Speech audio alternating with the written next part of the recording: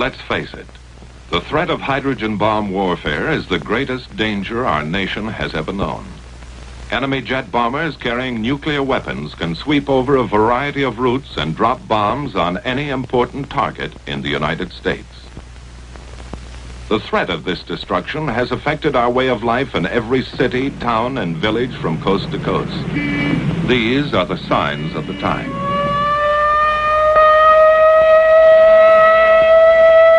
Only in practice now, a rehearsal, a training exercise. But tomorrow, this siren may mean the real thing.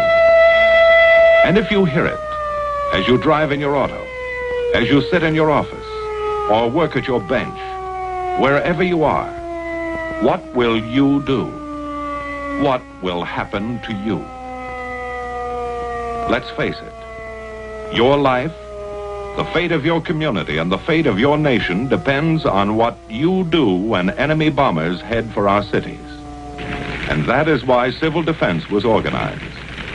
To teach you how to survive in the thermonuclear age, by taking shelter, or by evacuating your area as directed. Civil defense will teach you how to take care of yourself, your family, and neighbors, how to get official instructions and act according to plan. In time of atomic attack, the usual professional services, police, fire, welfare, hospital, and ambulance, could be bombed out, too busy, or unable to get to you and your family. Civil defense control points would function as the nerve centers for dispatch of organized assistance to disaster areas from outside the target districts. Every preparation is being made to deal with emergency conditions which would be created by enemy attack. To provide for communication with the public during an actual attack, our broadcasting industry and the federal government developed CONELRAD. This system permits the broadcasting of official news and civil defense instructions without helping enemy navigators find our cities by following radio beams. The CONELRAD frequencies are 640 and 1240 on your standard radio dial. A hazard unique to nuclear warfare is radioactive fallout. Unseen, unheard, and odorless, this substance can only be detected with sensitive instruments. Special training is necessary for radiological safety experts. Their duties will be to check radiation levels in both damaged areas and probable fallout areas. When sufficient warning time can be obtained by early detection of approaching enemy aircraft, withdrawal from key target cities or fallout areas may be ordered by local civil defense authority.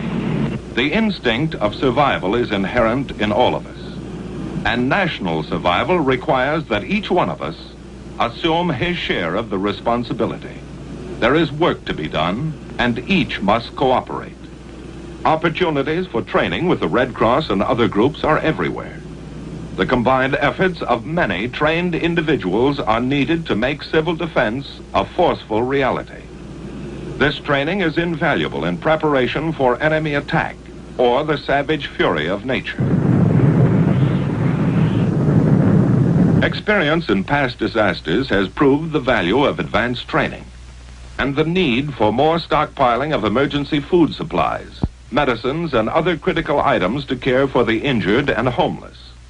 However, it was the awesome power of atomic energy as demonstrated in wartime use that brought to sharp focus the new problems concerning human survival and the urgent need for a civil defense program based on facts about the atomic bomb. Opportunities to gain this information came with the study of structures in controlled atomic tests conducted at Eniwetok Atoll in the Central Pacific.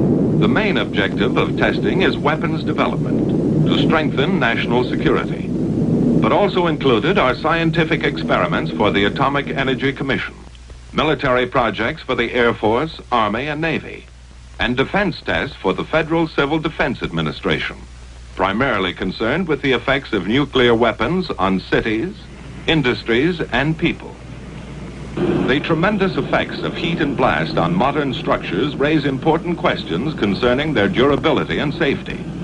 Likewise, the amount of damage done to our industrial potential will have a serious effect upon our ability to recover from an atomic attack.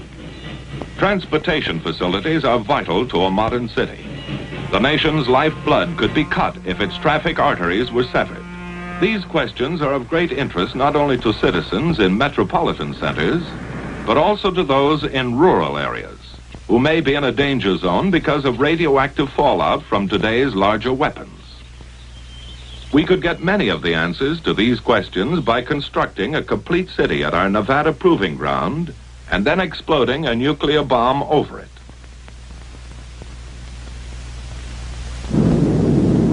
We could study the effects of damage over a wide area, under all conditions, and plan civil defense measures accordingly. But such a gigantic undertaking is not feasible. Instead, we build representative units of a test city, with steel and stone and brick and mortar, with precision and skill, as though it were to last 1,000 years. But it's a weird, fantastic city, a creation right out of science fiction. A city like no other on the face of the earth. Homes, neat and clean and completely furnished, that will never be occupied. Bridges, massive girders of steel spanning the empty desert. Railway tracks that lead to nowhere, for this is the end of the line. But every element in these tests is carefully planned as to its design and location in the area.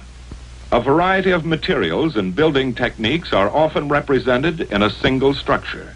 Every brick, beam, and board will have its story to tell. When pieced together, these will give some of the answers and some of the information we need to survive in the nuclear age.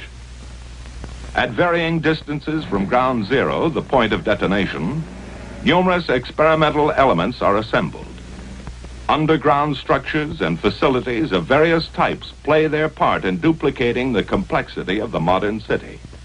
The vast research program includes testing such items as covering materials, paints, varnishes, plastics, also various fabrics and samples of clothing. On the outskirts of our test city, a synthetic forest has been erected to determine the protective value of foliage and trees. To give us a ringside view of the event, high-speed cameras stand like lonely sentinels, ready to photograph the hurricane of fury.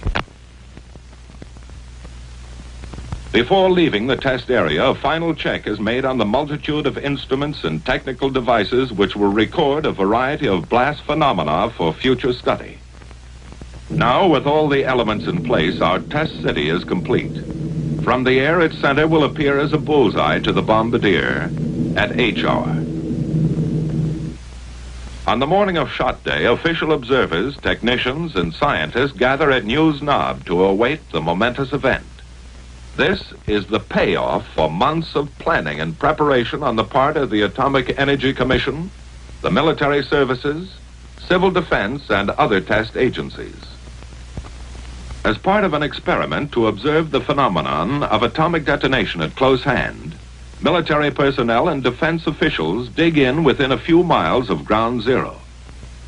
After a final briefing from the officer in charge just before H hour, the men disappear into their foxholes. Every precaution has been taken for their safety. They're told to crouch low, shield their eyes, and remain down until the signal to rise is given. Now the moment of greatest anxiety, waiting those last few seconds.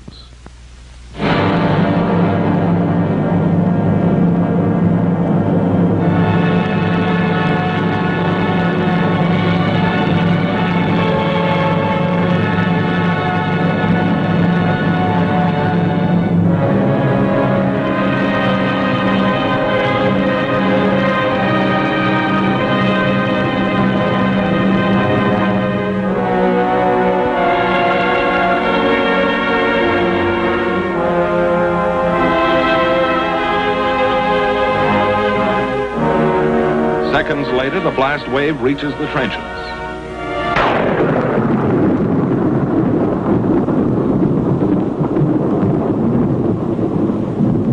As the tower of smoke and flame looms overhead, one thought is uppermost in all minds. Now it's over. The fury of it had stunned some, but not one was injured. High above, the smoke ring puffed by atomic breath rises skyward, watched by the men who had faced it. A scouting party takes the first look at the scattered wreckage of the test city. The imprint left by the hurricane of fire and blast remains here for us to read and analyze. From studies of ruins and damage such as this, we get the hard-to-come-by knowledge that helps us form rules for survival in modern warfare.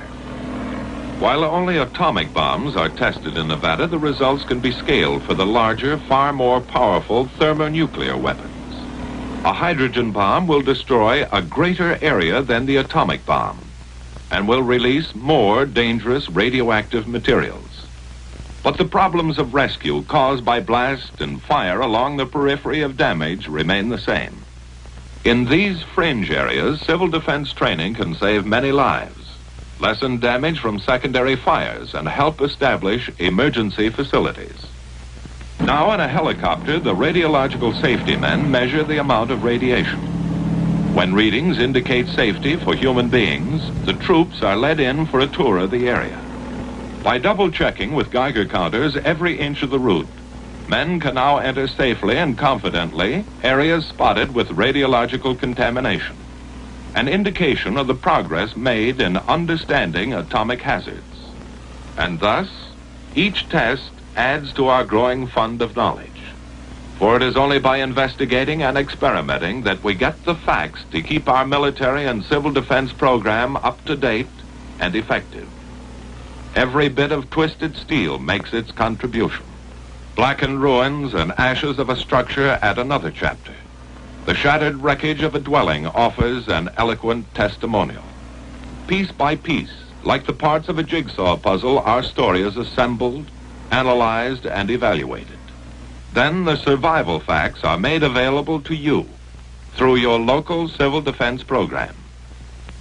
In the thermonuclear age, civil defense, like military defense, must be flexible. It must develop and grow, even as the forces that threaten our existence. And so, until men of goodwill have turned this awesome power to peaceful uses, let us recognize the threat to our way of life, the threat to our survival. And let's face it,